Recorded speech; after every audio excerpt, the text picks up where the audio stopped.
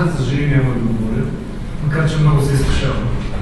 Обаче, тук стои един, че съм видял 30 години. Пред тази всеобхватна тема съмнявам се, че може дори да засегна добре. Така че ще ви говоря за едно безкрайно пътешествие и за първите 10 цели, за да ви отделим правилната посока. Нещо като естествено продължение на презентацията на Боян Мартинов, която предполагаме беше интересна.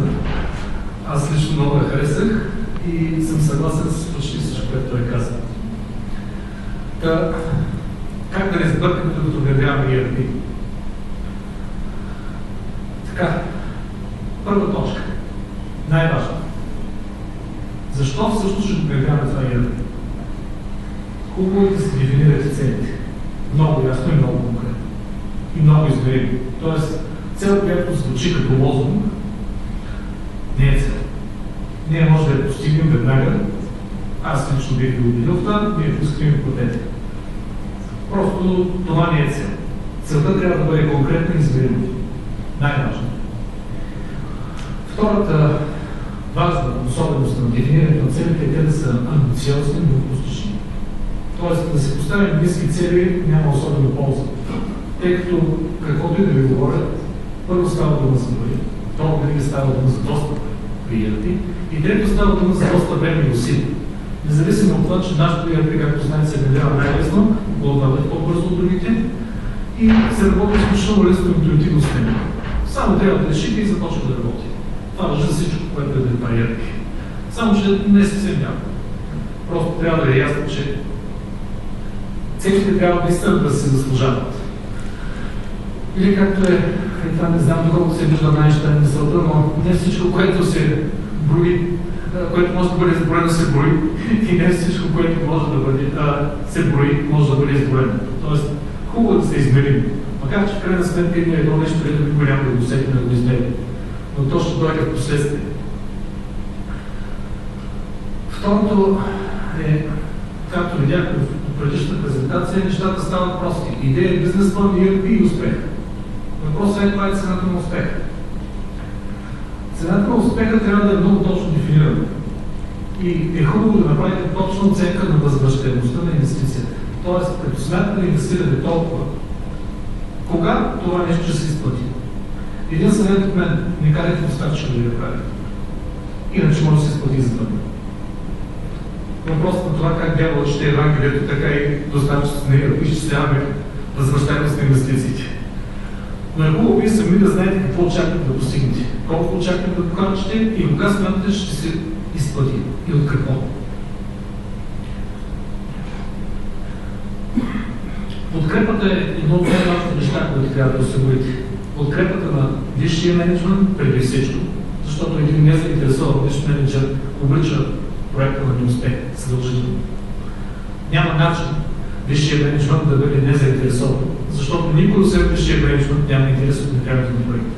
За всичко останало това е допълнителна работа, допълнително главолие, нещо, което в някои случаи е в разрез с интересите на конкретната длъжност, на конкретния човек и особено това важи за ключовите потребители за така нареченото средно управленско ниво. 90% от неуспелите проекти, както разбрахме, 70% са неуспели, в крайна сметка се провалени именно благодарение на съпротива на средно управленско ниво, която не е преодоляна заради недостатъчната активност на висшия менеджмент. Истината е, че тези системи се налагат отгоре, поне в началото. Впоследствие, може би, добронамерените служители ще намерят начин да се усетят полза от системата. Но това ще стане в последствие, няма да стане в началото. Или, ако нямаме подкрепа на висшия менеджмент, все едно, че нямаме. Шансовете за успех са минимални. И това е, може би, важният слайд. Да си изберете какво всъщност ще внедрявате. Като тук трябва да изберете две неща. Софтуер и партньор, който ще го внедрява. В нашия случай е лесно. И софтуера, и партньора, и с всичките му предимства и недостатъци. На този етап ние не работим с партньора. По една единствена причина. Установихме, че в България е трудно да намерим партньори, които да работят по стандарти, които ние искаме. В същото време пазар е достатъчно малък и за да се гарантира интереса на партньора, за нас беше трудно. В този ред на мисли, на този етап не работим с партньори. По простата причина, че не може да се позволим да имаме успешни внедрявания. Можем да имаме такива благодарение на партньор понякога. В крайна сметка не сме намерили друг партньор и партньора сме само ние. Но много важно е, както каза Боян, много ще го цитирам, да се разбирате с този партньор, да сте от една и съща кръвна група и да мислите по определен начин, да имате общо виждане за нещата. Другото много важно е да си изберете софтуер. И когато избирате софтуер, бъдете убедени, че съхранявате ябълки и ябълки, а не ябълки с портокали. По простата причина, че не всичко, което съдържа ERP в името си, е всъщност ERP система. Бях удивен преди малко, когато видях на единия слайд на SEO, пълен с доставчици на ERP решение. Ще се позволя да не се съгласа с броенето. Или по-скоро с това, че това са ERP решения. Тоест, ако искате пълнофункционално ERP решение, което включва всичко, което се включва в това понятие, като софтуер, бих казал, че има не повече от 5-6 решения в добре 10, но не 100.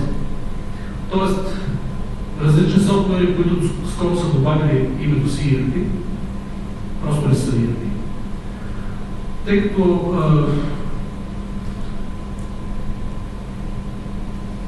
може би ще бъда само за секунда на предишното, не съм казал нищо за софтуера, който предлагаме, не случайно.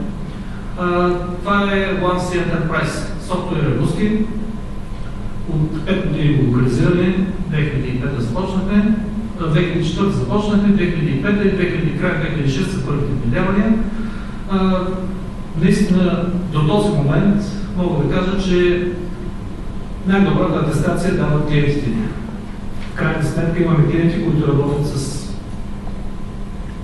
да не споменавам марки, но най-нарочното пазарно име в този обхват и на този етап не са почувствали липсата на нещо.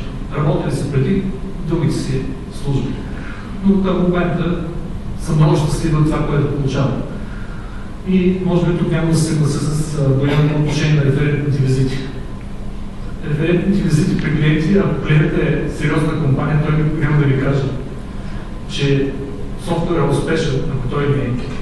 Важното е референтните визити да си ги прави сами, без присъствието на внедрителя. Така, много важно нещо на пътя към безкрайния проект. Това е да осигурите адекватното обучение. Много е важно да осигурите адекватно обучение на всички ключови потребители на максимално начална фаза на проекта. По простата причина, че обучението е това, което ще се възвърне стократно последствие по време на внедряването. Много важно нещо, което трябва да се установи при това обучение, всички ключови потребители да разберат смисъла, идеята на системата, връзките на отделните подсистеми, за да не гледат като така тунелно виждане само собствената цялата си. В една истинска ERP система почти невъзможно да направите една промяна в дадена област и тя да не засегне някоя друга област. Просто не е възможно. И в този смисъл винаги трябва да се намери някакъв компромис, който да устрои всички. И за да бъдат склонни хората на компромис, те трябва да са запознати с функциите, възможностите и спецификата на дадения софтуер. Така че обучението е изключително важно. ERP системите са огромен капан и когато обикновено те са overtime и overbudget, т.е. закъснели във времето и надхвърли бюджета, винаги става, почти винаги става въпрос за промени. За промени, които са излезли извън първоначалния проект, извън първоначалните цели. Много важно е, когато се шият ERP по мярка, да не загубите мярката. Не знам колко души в залата има, които си шият дрехи по мярка, ама ако има такъв, много искам да видя.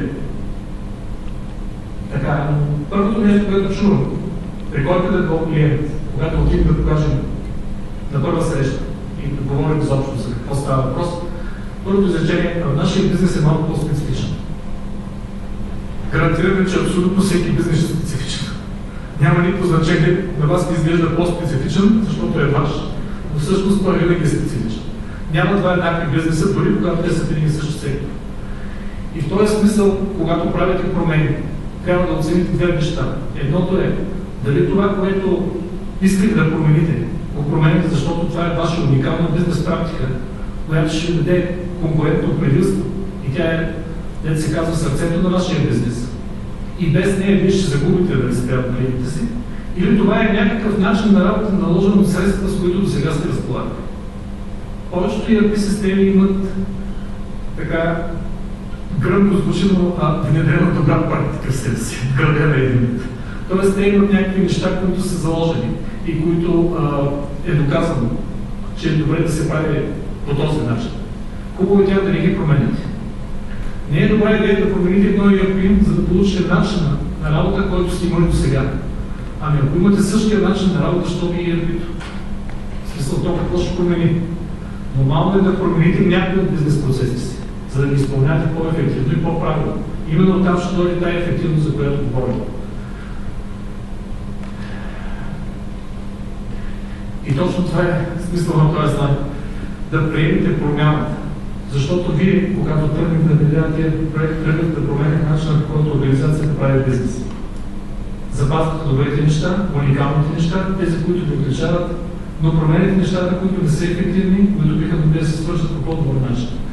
В този ред на мисли е добре да оцените тези именно неща. И тук е ролята и на консултантите, които в много случаи не са бизнес консултанти, а са внедрители. Но няма лошо от това.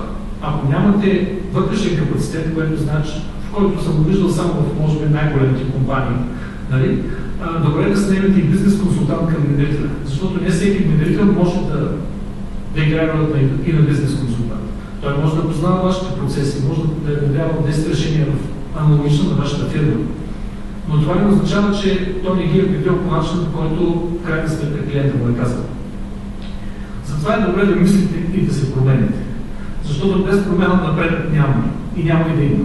И в много от случаите тези решения, които внедрявате, са просто едни скъпи удоволствия.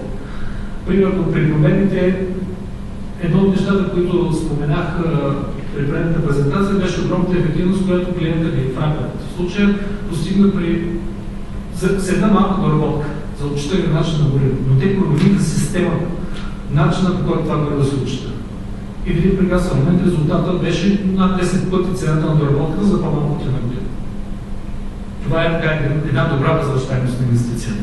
Тоест, инвестицията им се изплати в рамките на първия месец, в който се почне да е ползва. Една такава система ще ви помогне да внедрите някакъв нов начин на работа, но именно вие сте хората или бизнес консултанта, ако не сте вие, който ще ви накара да промените начина на работа. Тоест, вие винаги трябва да търсите промяна, а не да бягате от нея. Това е смисъл на всяко едно решение. Дръжте здраво курса. Тоест, не забравяйте за какво сме тръгнали да обявяме това ERP. Това понятие с съответността на една ERP система е много подвеждащо и води до точно тези проекти, които говорим, че надхвърлят времето и надхвърлят бюджет. Ами ние всъщност искахме да внедрим само финансовия